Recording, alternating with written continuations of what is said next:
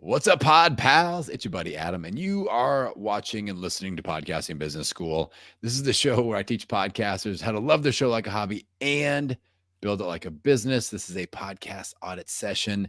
I've got my new pod pal, Leigh Olson from the As We Eat podcast, and I'm excited to dive in. She's got a great thing going with her show. I think it's just a few little minor upgrades / tweaks away to really gaining some traction. So Leigh, welcome to the show. How's it going? Thank you so much. It's going great, and I'm super excited to be here. I can't wait to hear those little tweaks and see if we can't keep moving forward. Well, I'm in the hunt for a new house. So the term, it's got good bones is very like top of mind. So I feel like that describes your show. You've got good content. I feel like your marketing is like you've got good communication with your audience. And then you're at a point where it seems like we just need to get more of the right listeners in front of your show to really make it go to that next level. Does that sound like a good idea? That's absolutely what I was thinking too. Okay, cool. Well, obviously we can talk about download growth and monetization, the audience engagement. Do you want to start with some download growth ideas, or one of those other categories looking more tempting for you? Let's start with the download growth ideas. Okay, so I made a few quick notes for you to consider. I always do a little bit of a scan. SEO wise, search engine optimization wise, with your podcast description. So, and sometimes people get confused with like their episode description versus their podcast description. So, for all the listeners out there, what I'm talking about is what Leigh has loaded up in her hosting platform as the description for her show. I think you've done a really nice job of having good descriptors, good keywords, things like that. A technique that's been working for my clients lately and myself, I started doing this and I saw an uptick in downloads, is after the general paragraph of what this show is about, who it's for, I added a little, if you're searching for questions on the topics such as, and I want you to think of 5, maybe 8, maybe even 10 Google questions that if somebody was searching in Google for your type of content, what would they put in there? What question in question format? So for my show, it's how do I launch a podcast? How do I monetize a podcast? How do you start podcasting? So just list those in your host description, and that's going to make you start pulling up for those questions when people are typing that in Google. Is that making sense? Absolutely. So that's a great idea. It's low hanging fruit. It's super easy. And like, I would even send like a little survey out to your newsletter list, Facebook group, Instagram, wherever you're at on social. Go like, what question would you enter into Google to find my type of content? And they'll tell you straight up. And then you take those and you put them in there. And then if you really want to double down on this, name some of your episodes with those exact titles also. So that way that question is showing up not only in the host description, but also in podcast episodes. And that should, without any real extra effort, that should pull a lot more people into your world that are ideal fit listeners. That sound good so far? Perfect. Okay. The other just quick thing, and this is up to you. This will not help with SEO, but I'm a big believer in this, is numbering your episodes within the episode title. So like when I go to Apple, it just has the title description. All right. It doesn't say like episode 1 or episode 10 or whatever. And when you're just getting started, it's not that big of a deal because what I'm thinking about is when you are on Clubhouse or you are speaking at a virtual summit or you're attending someone else's virtual summit or you're in a Facebook group and somebody is talking about a topic that you have podcasted on, or you have a show where you touch on that topic. You want to be able to reference that episode very easily and have them find it very quickly. If you don't have an episode number, you're going, find the one where we talk about, driving through Arizona and finding or whatever. So if you only have 10 episodes or 20 episodes, they can find that pretty easily. If you have 250 episodes, they're going to quit that when they're going, which one is it? And so this is a big pet peeve of mine because I'm an action taker as a podcast listener, and my favorite podcasters, a few of them, they don't number their episodes and like, go to the one where I interview Amy Porterfield, and I'm searching through it and they've got 500 episodes. I'm like, all right, I gave up after 2 seconds. But if you go to episode 41 or go to episode 200, it's just a nice quick reference point. And so if you're open to this idea, and again, it's not going to make a huge difference. It will make a difference if you're out there mingling in other communities. But when you do it, don't don't add the word episode. I would just put the number. So what I do is a 3-digit number. So 001 episode title, 002 episode title. Okay. That way it doesn't eat up a bunch of space on that title line, like where Right. it's listed. Does that make sense? Absolutely. Yep. So I would look at doing that just from a reference point. And once you have this giant Rolodex of, 4,000 episodes, you can go back to episode 582. That's where I talk about blah, blah, blah. Right. And it really, really does help. And that will help you bring people off other people's platforms more easily onto yours. Make sense? Absolutely. Okay. And not everybody's into it. And like Apple Podcasts, I think it was about a year ago, like Apple put out this thing saying, if you put episode numbers in your title, it's going to ding you with our algorithm. And it's untrue. Like it's absolutely, they were just trying to scare people because from my take on it was they have like, like I use Libsyn in my host and there's a line that says Apple Podcast number or whatever. And you can put that in there. Then it shows up a certain way in Apple. Well, guess it doesn't show up like that anywhere else. So they were like, you don't need to put your episode titles in there. Just use the little Apple thing. But what about Spotify? What about Overcast? What about all these other places where people want to reference our episodes? So for me, it's super easy just to add a number. And they can't. I was thinking like, how in the world with the algorithm, if you just put a 3-digit number, how are they going to pick that out? It's just right. You can have a show called The 100 Tips about something. So it's no different than that. So that's my soapbox on that topic. Okay. So those are some basic things that I think will help.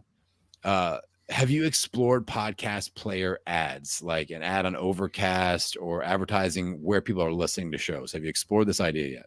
Have not explored that idea yet. I mean, looked at it a little bit, but not in depth. So here's just a short rundown on this. And I wish I knew this within my first few years of podcasting. It took me several years to figure out this even existed, where you can place a banner ad on podcast player apps that aren't Apple Podcasts. You can't do Apple, but all the other ones you can. So one of my favorite platforms is called Overcast. This is really big with Android users, people that don't have iPhones. A lot of people will listen on overcast.fm. So you can pick out a category. So I've run an ad in the business category for Podcasting Business School. And it's not like Facebook ads at all. They give you a price and they say, hey, this will run for 30 days. You pick which category that you want to advertise in. And they will help you create a little 2-line description. They pull your podcast art. That's the image. So you don't have to mess with that. It's very simple.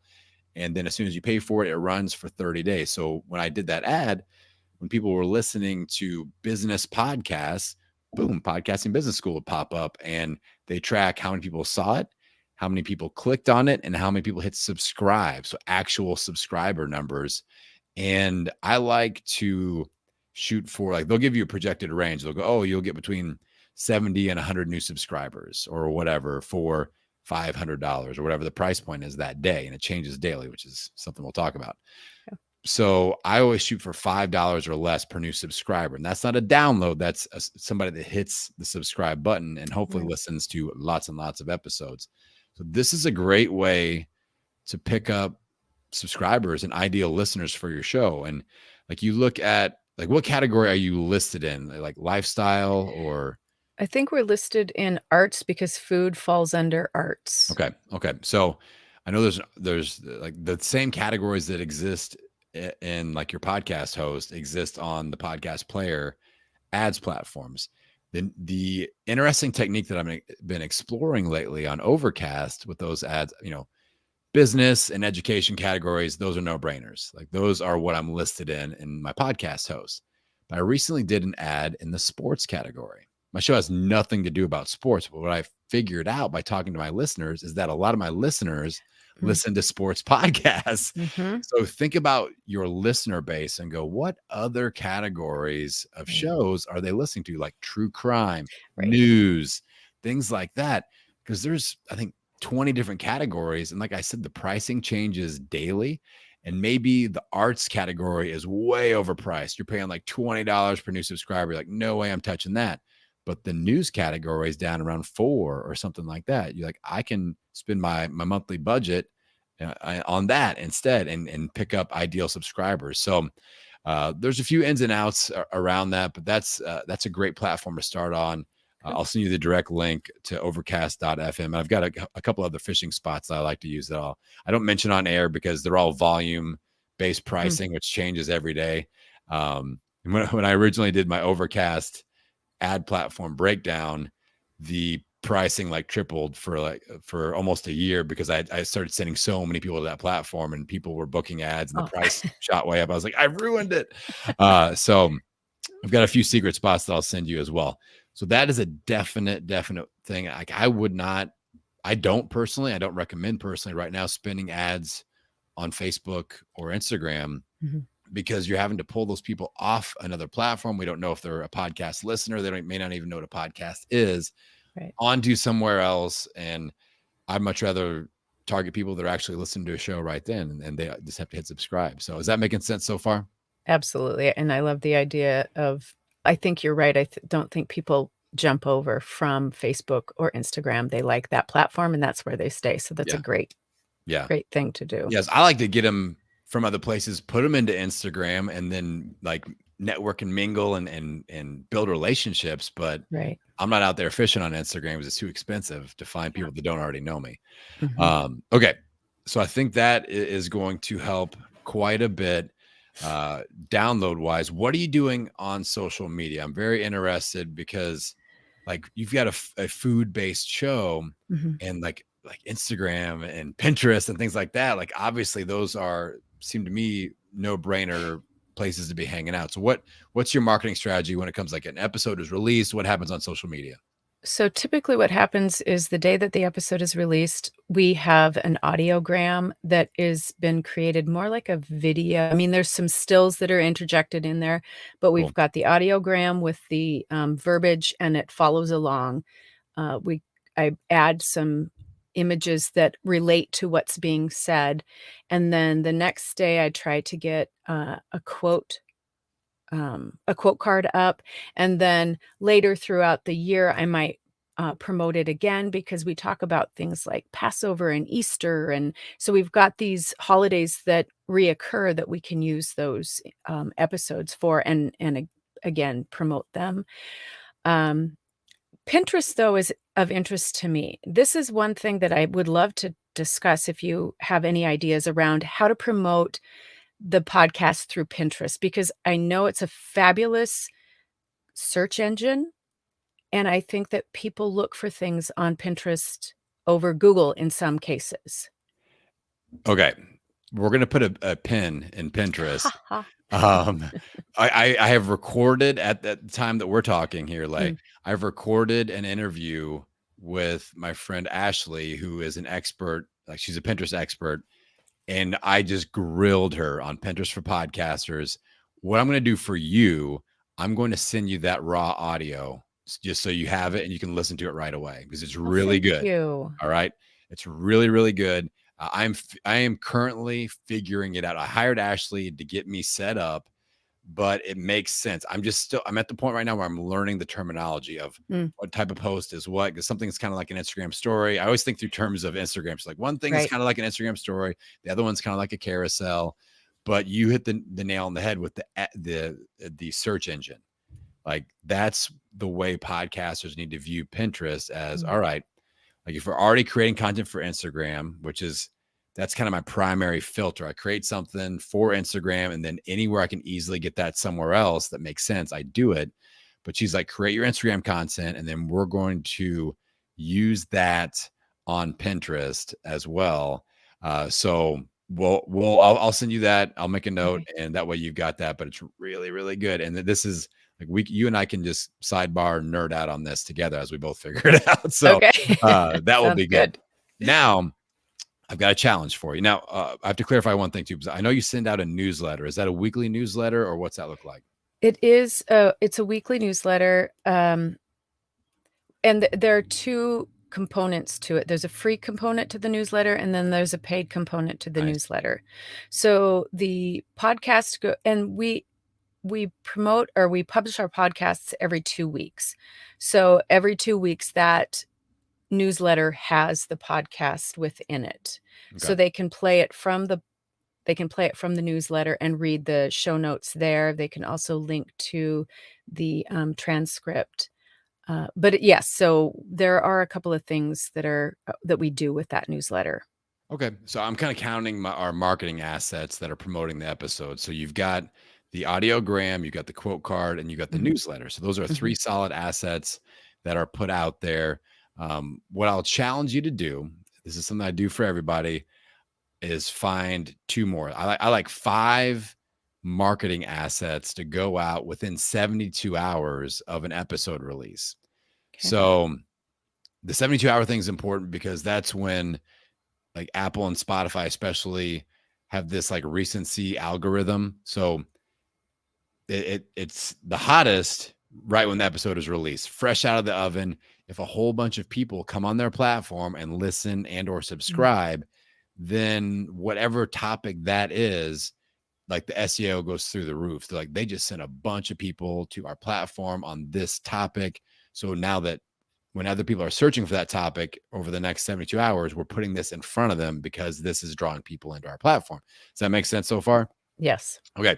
And then it kind of dissipates day 2, day 3, but there's a definite 72-hour window of opportunity. So if you're spreading your promo out over the week or over a 2-week period, I would challenge you to condense it a little bit into Okay. that 72-hour window. Mhm. And then I would love, like, what I do is AMs and PMs. So day 1, AM asset, PM asset. And then day 2, I put out 3. I put out my newsletter, an AM asset, and a PM asset. And then I do one more on Thursday morning. So it's something to, different types of assets. And I know figuring out like what's going to work for you, what your capabilities are, and, time and money expenditures and things like that. But Mm, I would with what you're doing, I would love to see a carousel post in there because the okay. imagery of food and things Mm, like that seems to do well. I would just mess around on Canva and just mhm, search their carousel post, their Instagram carousel templates, and just see what you come up with. And you can look at my Instagram, kind of, I do 2 different types. One type of carousel is my very first asset that goes out on Tuesday morning when a new episode is released. It's my 4 highlights from the episode. So there are 6 images on the carousel. The first one is just kind of what the episode is about. And it's like my 4 takeaways from episode blah, blah, blah about whatever. And then it's takeaway 1, takeaway 2, takeaway 3, takeaway 4, and then call to action. Go get it at this episode with, whatever imagery you want there. But I think that would do well because you have a food show. Food images are always good. mhm. And like it's like fishing with more than one line in the water at once, which is very helpful. So I would consider that, and it's not going to be that hard to pull off, and it's reusable. And my friend Ashley said these work really well for Pinterest. So if we're looking at Pinterest anyway, this would be dual use. Okay. Instagram, it fits on Facebook. You can post it in your Facebook group, multiple platforms. So I would definitely consider a carousel. Um, live, a live cast somewhere, which isn't always somebody's jam, but it's easy to pull off. You don't have to create an image or do video editing or anything. Like I love on Tuesday evenings. So we're talking on a Tuesday. So tonight I'll go live on Instagram and I just do a little sliver of what I talked about. It's kind of like an offshoot topic of what the main episode Mm, was about. mhm, So it's a reason to bring up the topic again. So, for example, I just put out an episode about 6 steps to build your podcasting business foundation. One of those steps is create a membership offer. And so tonight, I'm talking about tips for creating a membership offer. So I'll talk about that a little bit, and then I'll reference back. And if you like this, you're going to love episode 256 because I talk about all the things and I unpack it. But it's just kind of like a little deep dive. And I just stick my phone in front of my face, record it, and you can save that to your phone, post it on multiple platforms. But this could be a Facebook group live, this could be an Instagram live. I've gotten a little crazy and done both, where you can go live off your computer on Facebook, and then I take my mm, phone and I stick it right next to it, and I do, I got my little holder for Instagram, and so you could do that and then knock it all out. And that would be, I think carousel and some sort of live the live will ramp up your engagement also, which we Okay. know helps. And the more consistent you do that, same day, same time, like with Instagram, they will do more push notifications and notify more people. So there's all sorts of things there. Any, hesitation on either one of those, or any in general, anything that's like holding you back from trying those out? No, no, there Okay. isn't anything on either one of those. I think that they're great ideas. I didn't even think about the live because there are things that we kind of cut out of the episodes sometimes that we like to call side dishes. Yeah. So maybe that would be a live and then feed it into The the main side dish. episode. Yes. Yes. That's okay. So that's totally the name that I would I would do. It's like the side dish conversation or the Yeah. dessert. It could be the dessert Mhm. also. Um, Right. I love that. So if it was me, I'm putting out that carousel post on day one. So if you are putting out the audiogram in the AM, I'm putting out that carousel in the afternoon or the PM. Okay.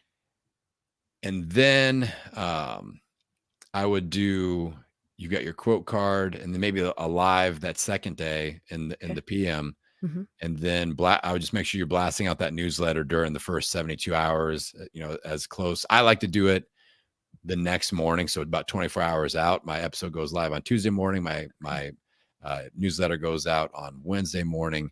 And that way you just have that little ping that reminds people, hey, just in case you didn't dive Right. into it yet, here's what it's about. Here's a little teaser on that. I think that this will help quite a bit. So with the podcast player ads, and then just adding a couple little assets and kind of smushing them into that 72-hour window, in addition to the SEO, the Google questions, and numbering your episodes, I think these are all things like this isn't going to cost millions of dollars a month or anything like that. It's just like Right. set it up, get your systems in place. And I know systems are going to be important for you because you're Mhm. traveling around, you're podcasting out of your caravan, which I think is awesome. Thank you. And you got like places to be, and when you've got good Wi-Fi action, things like that, you got to knock stuff out. So I feel like that's going to be a good recipe. I have a few other ideas that I've made note of, but I think that is going to be, some good focus points. So do we feel good about that so far? Absolutely. Yeah. Outstanding. Okay. What about engagement and monetization? You got any ideas or questions you want to toss out there on those topics? The engagement, that's the tough one. I mean, I know people love to talk about food, but the engagement, we get people to like things. We ask them always to rate and review. We have gotten very little of that. Monetization, it's a hard one when you hear people say that you have to have 10,000 downloads before you can, go to anybody. And we have a couple of ideas, especially around the newsletter. I think that we can get some, we're going to call them legacy sponsors, brand sponsors that will pay a certain amount and they'll be listed in the newsletter. Beyond that, I, again, I get scared of because we don't have those numbers. We don't have those download numbers yet. Yeah. Yeah. Well, most people don't. Like, if you're doing 1,000 downloads an episode, you're top 20%. And so 80% of all podcasters aren't 4-figure download per month. So, and most sponsors won't talk to you until you're hitting 20,000 downloads a month. So you do the math. Right. It's not looking good. Yeah. Um, I love your newsletter monetization idea that you talked about before, like the paid and the free version. Because foodies, like, how it is, like they'll get after it with some extra content if it's really good. And Yeah. so I think that is a very simple technique that's good. Honestly, with engagement leading into monetization, I talk about this a lot these podcast audits. Like, I'm big on building that community to client bridge. So first, let's activate some of your power listeners, some of your power users, and kind of shake them loose a little bit. And I would love for you to figure out a way to do something like what I do with Pod Pals, with my Pod Pals Zoom party. Like, you could have these like I would call it like the audio dinner parties. It's kind of like weird sounding, or whatever, like, and some tasty morsels with Leigh Olson. So like, what could we do once per month that your listeners want to come and be a part of. Mm. And maybe it's like a recipe swap, maybe it's a review, maybe it's just an idea exchange, or maybe like you are all eating dinner and you just talk about what you're eating, but you talk about a topic that has nothing to do with food. You know what I'm saying? It's like a Yeah. hangout session. So you got to figure out that reason why it's cool and fun to Mhm. do. But you talk about engagement. The question I'll throw back at you and every podcaster is, when are you giving your community a chance to be a community? And so throwing this monthly event party get together, they've got to opt into your email list, which is good. And maybe you have 20 or 30 or 50 or 10, however many people all at once, but these are power listeners. They're like, I want to engage with my podcast host. That's one of my favorite people. Then you have a little get together and start doing those regularly. This is content for your show, like what I do with Pod Pals, and it's engaging content. But then you kind of train your audience into wanting more of this group stuff. Maybe you have some sort of quarterly paid event that ties in, and it's like on a certain topic, or you're learning Mm. a certain Mhm. style, or anything. Like the food world is abundant, and it could be Mm. lessons from certain Mm. types of chef on a certain style of food, or it could be a deep dive on the cuisine on a certain region, and you have these speakers come in, or it's a live cooking sessions. I mean, that could be it too, like live cooking instructional sessions, and you have all these people that you've talked to that have unique preparation methods or whatever, and people will pay for that, as Mhm. because it's not like watching Emerald on TV. You could sit there and ask them, like, what did you just put in there? How long do you cook it for? What's the temperature, or whatever? Or you can ask direct thoughts and questions about the experience that you're discussing or whatever. But I think those two things would be Mhm. worth exploring, and maybe it's just kind of exploratory and experimental this year. But all of a sudden, I bet if you do these monthly parties, you'll get it figured out, and Right. you'll hit that through line. All of a sudden you're like, hey, they like this, they may want more. What could we do in the, more category as a paid option, and explore that a little bit? Does that make sense? Absolutely. Yeah, I think those are great ideas, and you're right, people do love to be involved in the kitchen specifically, and I think that if you create those types of interactive things, that works really well. Yeah. Yeah, I love Good. that idea. Good. And just get into your Facebook group, get in your newsletter, and just grill these people and Yeah. go, what do you want more of? What kind of content has been your favorite? What would you love to hear us talk about? And just farm their questions, and then create all these things to serve all those question areas that they have. And I think you'll ramp up the engagement, and the more people engage with you, the more they're willing and ready to spend money with you as well. You're that community gatherer. You're the Right. ringleader. You're boots on the ground. You're living this lifestyle and doing all these cool things. And I think that, yeah, people will always pay for access. So I think that those ideas are worth exploring. Sound cool? Perfect. Outstanding, Lay. Well, I want to make sure that you can shout out your show, your website, all that thing. So take that mic and tell us where we can find you on social media and in the audio world. All right. So our podcast is called As We Eat, and you can find it on all of the platforms at As We Eat. Instagram is at As We Eat. Our website is asweeat.com. And we do have a Facebook group under As We Eat. And we do a little bit on Twitter, but not a lot. It's As We Eat One. But you will find us on Instagram and Facebook more so than any of the other ones. And coming soon, Pinterest. We'll both Coming be on soon, there. Pinterest. Dun, dun, dun. Nice.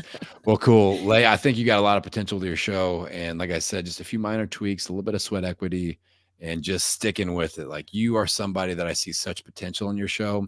I think you Thank look you. down the road and you're like, oh, I had this conversation with this crazy guy named Adam 2 years ago, and look how far you've grown. So just stick with it, put in another couple of years, and like, this is really going to take off for you. I'm a firm believer in that. Cool. Oh, I appreciate it. Thank you so much.